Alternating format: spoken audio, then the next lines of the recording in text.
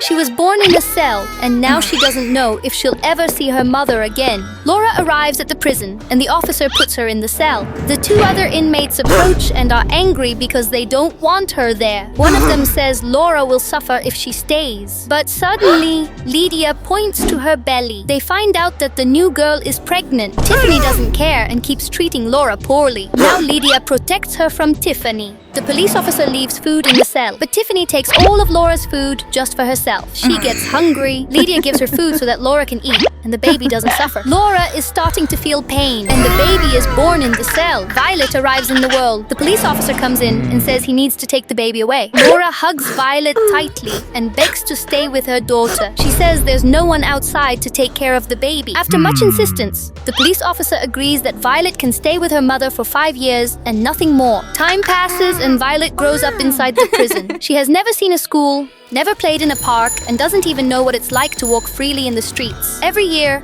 Laura becomes sadder. Violet's 5th birthday comes and Laura cries in secret. She knows that the deadline given by the police officer has ended. Lydia bakes a cake for the birthday. Violet is very happy, unaware of the time she has left with her mother. As soon as she blows out the candles, the police officer arrives and says that Violet will be taken to an orphanage. Laura starts crying. Violet clings to her mother and says she doesn't want to experience the outside world without her. For the first time, even Tiffany feels sad. The manager picks Violet up and starts taking her away. Laura runs to the fence and promises she will find her daughter as soon as she gets out of prison.